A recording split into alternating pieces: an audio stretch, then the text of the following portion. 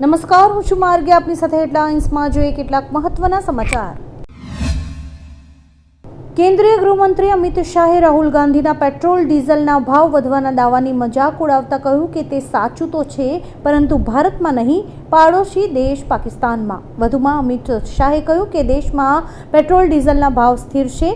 ભાજપના નેતા અમિત શાહે એક ચૂંટણી રેલીમાં કહ્યું કે જ્યારે એનડીએ પુડુચેરીના વિકાસ માટે ઉત્સુક છે, ત્યારે કોંગ્રેસના નેતાઓ પાકિસ્તાનના પેટ્રોલના ભાવને ભારતના પેટ્રોલના ભાવ માની રહ્યા છે. મિડલ ઈસ્ટમાં ચાલી રહેલા યુદ્ધની અસર હવે થાળી સુધી પહોંચી છે. એમોનિયા ગેસના ભાવમાં વધારો થતાં બટાકા શાકભાજીનો સંગ્રહ કરવામાં જોખમ ઊભું થયું છે. ભાવ વધતા હજારો કોલ્ડ સ્ટોરેજ પ્રભાવિત થયા છે. 60 કિલોગ્રામનું સિલિન્ડર, જેની કિંમત પહેલાં 7,200 હતી, તે હવે 15,000 પર પહોંચી ગઈ છે. આપને જણાવી દઈએ કે એમોનિયા ગેસનો ઉપયોગ કોલ્ડ સ્ટોરેજ સુવિધાઓમાં થાય છે, જે ઠંડક પ્રક્રિયા માટે મહત્વપૂર્ણ છે. એર ઇન્ડિયાના ચીફ એક્ઝિક્યુટિવ ઓફિસર કેમ્પબેલ વિલ્સને રાજીનામું આપી દીધું છે, પરંતુ જ્યાં સુધી અનુગામી ન મળે ત્યાં સુધી તેઓ કંપનીમાં રહેશે. આ રાજીનામું એવા સમયે આપ્યું છે જ્યારે એરલાઇન આ વર્ષે ઓપરેશનલ અવરોધો, વધતા ખર્ચ અને સંભવિત રેકોર્ડ નુકસાનનો સામનો કરી રહી છે. ગયા અઠવાડિયે બોર્ડ મિટિંગમાં વિલ્સનનું રાજીનામું સ્વીકારાયું હતું. અમેરિકાના રાષ્ટ્રપતિ ડોનાલ્ડ ટ્રમ્પે ઈરાન યુદ્ધ અંગે વ્હાઇટ હાઉસ ખાતે એક પ્રેસ કોન્ફરન્સ યોજી હતી, જેમાં તેમણે દાવો કર્યો હતો કે જો જરૂર પડે તો એક જ રાતમાં આખું ઈરાન નષ્ટ કરી દઈશું. જેના જવાબમાં ઈરાનના સ્પોર્ટ્સ નાયબ મંત્રીએ દેશના તમામ નાગરિકોને પાવર પ્લાન્ટ્સ બચાવવા માટે સુરક્ષા કવર બનીને ઊભા રહેવા માટે વિનંતી કરી છે. આ મંત્રીએ દેશના યુવાનોને આ મુહિમમાં ભાગ લેવાની અપીલ કરી છે.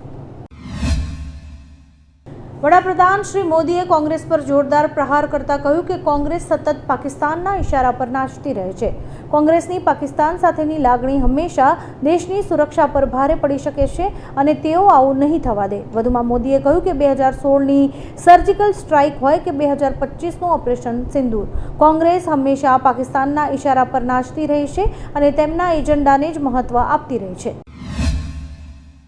અમેરિકાના રાષ્ટ્રપતિ ડોનાલ્ડ ટ્રમ્પે ઈરાનને હોર્મુઝ સ્ટ્રેટ ફરીથી ખોલવા માટે સમય મર્યાદા નક્કી કરી છે. આ દરમિયાન ઇઝરાયેલી સેનાએ ઈરાન પર હવાઈ હુમલાની જાહેરાત કરી છે.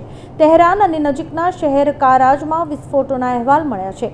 ઈરાનની રેડ ક્રેસેન્ટ ન્યૂઝ સાઇટ અનુસાર ઈરાનની રાજધાની તહેરાનમાં રહેણાંક વિસ્તારો પર હુમલો કરવામાં આવ્યો છે. જોકે આ હુમલામાં કોઈ પણ જાનહાનિ થયાના અહેવાલ નથી મળ્યા.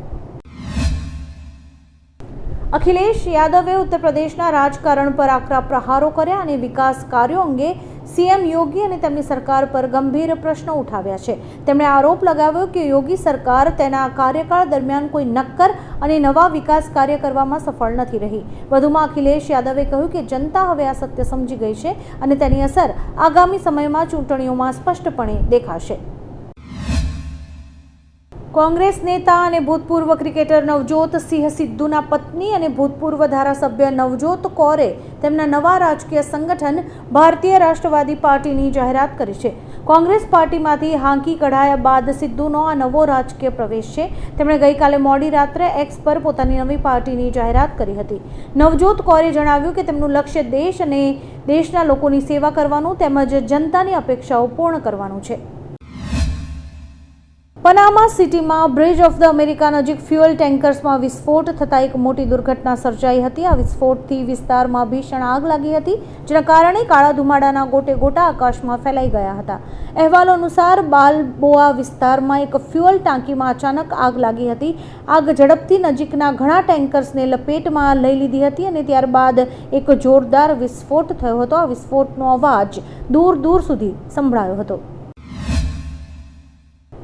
મિડલ ઈસ્ટમાં ચાલી રહેલા તણાવ વચ્ચે ઈરાનના નવા સુપ્રીમ લીડરને લઈને એક રિપોર્ટ સામે આવ્યો છે. યુએસ અને ઇઝરાયેલી ગુપ્તચર સૂત્રોના આધારે મળેલા અહેવાલો અનુસાર મોજતબા ખામેની કોમ શહેરમાં સારવાર હેઠળ છે અને બેભાન અવસ્થામાં છે. જોકે તેમની સ્થિતિ અંગે કોઈ સત્તાવાર નિવેદન જારી કરવામાં નથી આવ્યું. હાલમાં સુપ્રીમ લીડર મોજતબા ખામેની કોઈ નિર્ણય લેવા માટે અસમર્થ છે. ચાંદખેડામાં ઢોસાના ખીરાના કારણે પરિવારે 2 બાળકી ગુમાવી છે, જેની ફરિયાદને લઈને હવે એફએસએલની હાજરીમાં 2.5 માસની બાળકીનો મૃતદેહ બહાર કાઢીને તેને પોસ્ટમોર્ટમ અર્થે મોકલી આપ્યો છે. બાળકીઓના મોત બાદ અંતિમ વિધિ કરાઈ હતી. અત્યારે પતિ પત્ની બંને હોસ્પિટલમાં સારવાર હેઠળ છે. ઘનશ્યામ ડેરીમાંથી ઢોસાનું ખીરું લાવી ઢોસા ખાતા 2 બાળકીઓના મોત થયા હોવાનો આક્ષેપ છે. પોલીસે તપાસ તેજ કરી છે. બાળકીઓના શંકાસ્પદ મોતને લઈને નવો ખુલાસો પણ થઈ શકે છે.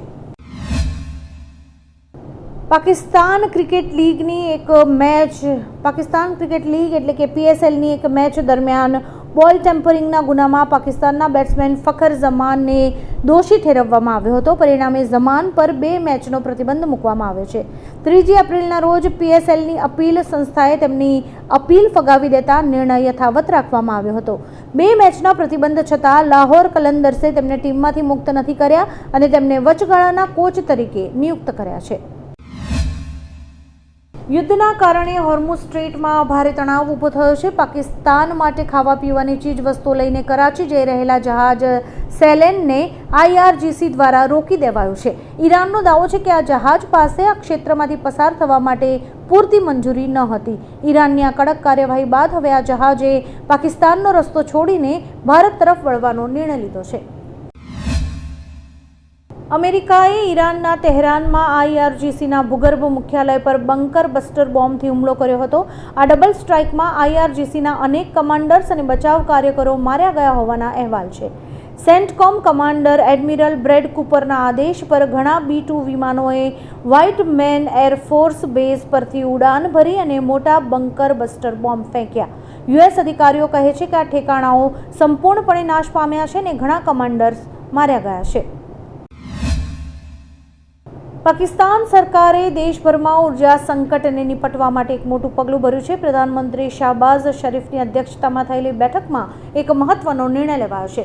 પાકિસ્તાનમાં 7 એપ્રિલથી મોટાભાગના વિસ્તારોમાં બજાર, શોપિંગ મોલ અને દુકાનો 8 વાગ્યા બાદ બંધ કરવાની રહેશે. આ નિર્ણય વૈશ્વિક ઇંધણ કિંમતો અને મિડલ ઇસ્ટમાં ચાલી રહેલા સંઘર્ષને કારણે લેવાયો છે, જેની અસર સમગ્ર દુનિયાના તમામ દેશો પર પડી છે. કોંગ્રેસ અધ્યક્ષ મલ્લિકાર્જુન ખડગેએ ગુવાહાટીમાં એક પ્રેસ કોન્ફરન્સ દરમિયાન આસામની ભાજપ સરકાર અને મુખ્યમંત્રી હેમંતા બિસ્વા શર્મા પર આકરા પ્રહારો કર્યા છે. તેમણે આરોપ લગાવ્યો છે કે હેમંતા બિસ્વા શર્મા દેશના સૌથી ભ્રષ્ટ મુખ્યમંત્રી છે. વધુમાં ચૂંટણીના દાવાને લઈને ખડગેએ કહ્યું કે કોંગ્રેસના નેતૃત્વવાળું ગઠબંધન આસામની 126 સીટ્સમાંથી 72 થી 73 સીટ્સ જીતીને સરકાર બનાવશે. ગુજરાતમાં 3 સિસ્ટમ સક્રિય થતા ભાવનગર, વિસનગર, ચાણસ્મા અને હિંમતનગર સહિતના વિસ્તારોમાં ગાજવીજ સાથે કમોસમી વરસાદ ખાબક્યો છે. નડિયાદમાં મિની વાવાઝોડા જેવા દ્રશ્યો સર્જાયા હતા, જ્યારે કે ખેડાના માતરમાં ભારે પવન સાથે વરસાદ ખાબક્યો છે. ઘઉં, એરંડા અને વરિયાળી જેવા રવિ પાકોમાં નુકસાનની ભીતિથી ખેડૂતો ચિંતામાં મુકાયા છે. હવામાન ચોમાસું નબળું રહેવાની પણ આગાહી કરી છે. ગુજરાત અને રાજસ્થાન ATSએ સંયુક્ત ઓપરેશનમાં પાકિસ્તાનથી વોટ્સએપ દ્વારા ચાલતા ડ્રગ્સ સ્મગલિંગનો પર્દાફાશ કર્યો છે.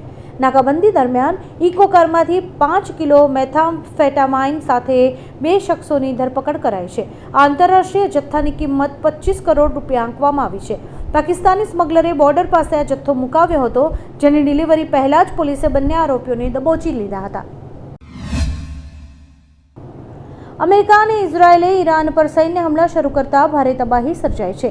ઇઝરાયેલે કાશાન અને યહયાબાદ રેલવે બ્રિજને નિશાન બનાવતા 2 લોકોના મોત નીપજ્યા છે, જેના પગલે ઈરાને સંપૂર્ણ રેલવે નેટવર્ક બંધ કરી દીધું છે.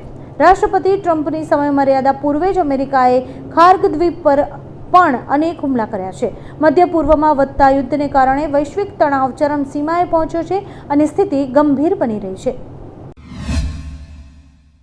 મધ્ય પૂર્વમાં તણાવની અસર હવાઈ મુસાફરોના ખિસ્સા ઉપર પણ થવા લાગી છે. જેટ ઇંધણના ભાવમાં વધારાને કારણે એર ઇન્ડિયાએ સ્થાનિક અને આંતરરાષ્ટ્રીય ફ્લાઇટ્સ પર ફ્યુઅલ સરચાર્જ વધારવાનો નિર્ણય લીધો છે. નવો સરચાર્જ 8 એપ્રિલથી સ્થાનિક ફ્લાઇટ્સ પર જ લાગુ થશે, જેનાથી મુસાફરો પર 899 રૂપિયા સુધીનો વધારાનો બોજ પડશે. આ ફેરફાર 10 એપ્રિલથી આંતરરાષ્ટ્રીય રૂટ પર લાગુ થશે, જેમાં $280 સુધીનો સરચાર્જ લાગશે. રાષ્ટ્રપતિ ટ્રમ્પે ડેડલાઇન પૂર્વે ઈરાનને અંતિમ ચેતવણી આપતા કહ્યું છે કે આજે રાત્રે એક આખી સભ્યતાનો અંત આવી જશે. તેમણે જણાવ્યું કે 47 વર્ષના કુશાસનનો અંત આવશે અને ઈરાનમાં સત્તા પરિવર્તન નિશ્ચિત છે. ટ્રમ્પે દાવો કર્યો છે કે આજે રાત્રે જે થશે તે ઇતિહાસમાં અપરિવર્તનીય રહેશે. નવા અને ઓછા કટ્ટરપંથી લોકો સત્તા સંભાળશે. આ નિવેદને વૈશ્વિક સ્તરે યુદ્ધના ભય અને તણાવમાં અભૂતપૂર્વ વધારો કરી દીધો છે. સ્થાનિક સ્વરાજ્યની ચૂંટણી પૂર્વે ક્ષત્રિય આંદોલનનો જાણીતો ચહેરો પદ્મિનીબા વાળા આજે 7મી એપ્રિલના રોજ આમ આદમી પાર્ટીમાં જોડાયા છે. રાજકોટમાં પ્રદેશ પ્રમુખ ઈસુદાન ગઢવીની હાજરીમાં તેમણે કેસરીઓ છોડીને આપનો ખેસ ધારણ કર્યો છે. પદ્મિનીબાએ જણાવ્યું કે જનતાની સેવા અને અન્યાયની સામે લડવા માટે તેમણે આ નિર્ણય લીધો છે. પદ્મિનીબાના પ્રવેશથી રાજકોટના રાજકારણમાં નવા સમીકરણો રચાય તેવી પણ શક્યતા છે.